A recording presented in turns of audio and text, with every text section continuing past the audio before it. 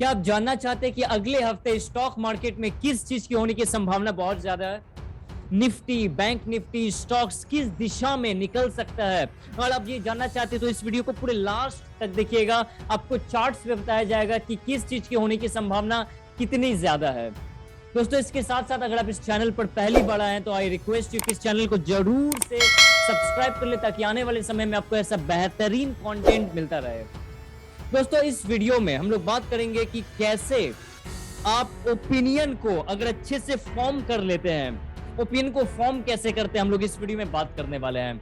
दोस्तों, stock market में अगर आप चाहते हैं एक्स्ट्रा पैसा कमाना और आप पैसा प्रॉफिट, हाई प्रॉफिट कमाना चाहते हैं तो केवल आपको दो पिलर्स की जरूरत है, तीसरा कोई पिलर्स नहीं। दोस्तों, अगर आप चाहते हैं स्टॉक मार्केट से पैसे कमाना, केवल आपको दो पिलर्स आना चाहिए।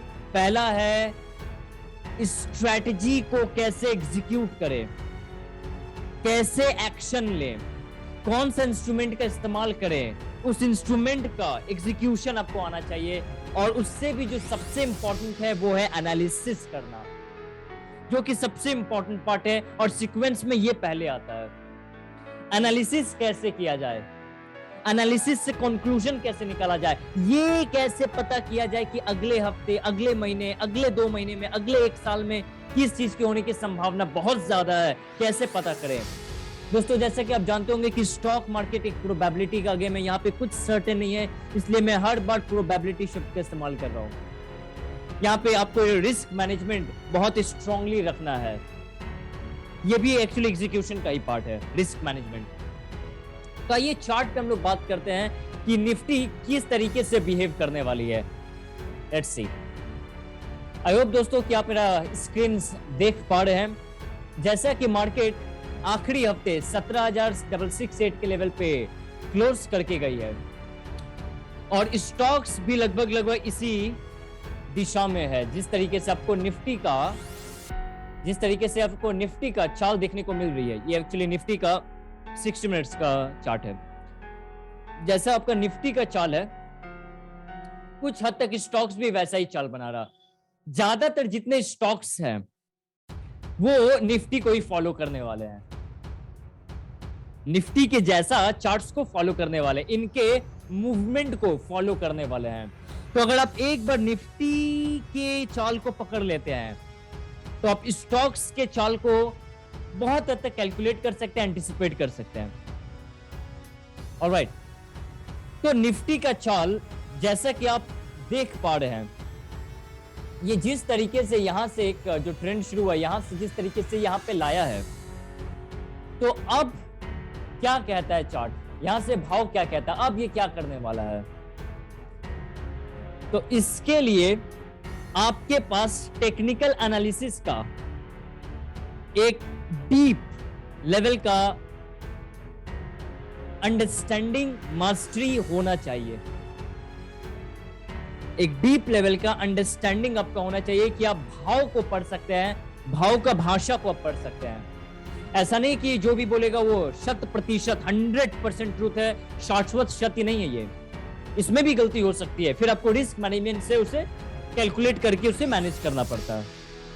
लेकिन सबसे पहले एक ओपिनियन को फॉर्म करने के लिए जो सबसे बेहतरीन टूल है, जिसका इस्तेमाल मैं सबसे ज्यादा करता हूं, वो है चार्ट्स। वो है ये चार्ट जो आपके सामने है, और मेरा चार्ट्स, मेरा भाव अभी जो मुझे बता रहा है वो मैं आपसे शेयर कर रहा हूं। जितना मेरा भाव अभी बता रहा है, इस हिसाब से इस भाव को एक बार यहां से थोड़ा सा नीचे आना चाहिए। आई रिपीट, आने वाले समय में दोस्तों जो मार्केट अभी 17,668 के लेवल पे आपको दिख रहा है, ये आपको 400 से 500 पॉइंट नीचे दिखाई देगी। मार्क माई वर्ड, जो निफ्टी अभी 17,668 के लेवल पे आपको खड़ी दिख रही है, वो आने वाले हफ्ते 10 दिन में ये आपको 400 से 500 पॉइंट नीचे दिखाने वाला है। ये था कंक्लूजन। अब ये ऐसा मैंने क्यों बोला, इसके ऊपर थोड़ा सा बात करेंगे, और दूसरा ये समझाएंगे कि अगर आपके पास ये ओपिनियन फॉर्म हो गया कि मार्केट अब क्या करने वाला है, तो अब आपको नहीं लगता ऐसा कि अब बहुत आसान हो जाएगा इसको एग्जीक्यूट कर पाना? अगर आपको ये मालूम चल जाए कि 400 से 500 पॉइंट नीचे जाने वाला है, तो डोंट यू फील कि आपके लिए आसान हो जाएगा मनी मेक करना? अब सेकंड पॉइंट, अगर बाय चांस इसमें कुछ प्रॉब्लम हो जाती है, इस ओपिनियन में कुछ प्रॉब्लम आ जाती है, तो किस तरीके से इसका मैनेजमेंट किया जाए कि जिसमें नुकसान बहुत बहुत कम हो? तो इसके लिए आपको आना चाहिए रिस्क मैनेजमेंट का स्किल। रिस्क मैनेजमेंट का स्किल आपके पास बहुत जरूरी है आपके पास होना, कि अगर आपको लॉस दिख रहा है तो आप कैसे उस लॉस को कन्वर्ट कर सकते हैं, कैसे आप उस लॉस को मिनिमाइज कर सकते हैं। यह आता है एग्जीक्यूशन का पार्ट। फ्यूचर ट्रेडर है, ऑप्शन ट्रेडर है, एंड कुछ लोग इक्विटी में भी काम करते हैं शॉर्ट टर्म में ट्रेडिंग पर्पस से। तो इन सब का रिस्क मैनेजमेंट अलग अलग है। आपको आइडेंटिफाई करना है कि आप किस में और आप किस तरीके से रिस्क मैनेज करने वाले हैं। ऑलराइट, आपको स्टॉप लॉस तो मेंटेन करना ही है। अगर आप ऑप्शन ट्रेडिंग में काम करते हैं, आप स्ट्रेटजी को, आपको हेजिंग सौदा थोड़ा सा लेके रखना चाहिए। अगर आप फ्यूचर में काम करते हैं, आपको स्टॉप लॉस रखना चाहिए। द ओवरऑल कंक्लूजन इज कि यहां से मार्केट एक बार आपको नीचे दिखने वाली है, और अगर ऐसा नहीं हुआ तो बाद में हम लोग रिस्क मैनेजमेंट करेंगे, लेकिन उसके होने की संभावना कम है। मार्केट में केवल उस चीज के ऊपर ट्रेड किया जाता है दोस्तों जिसकी संभावना बहुत ज्यादा है। अगर आप ट्रेडर हैं तो आप इस बात को अच्छे से समझ रहे होंगे, और अगर आप ट्रेडर बनना चाहते हैं तो इस बात को आप समझिए कि मार्केट एक प्रोबेबिलिटी का गेम है जहां पे 60 to 70% प्रोबेबिलिटी होती है। कम ऑन, कितना?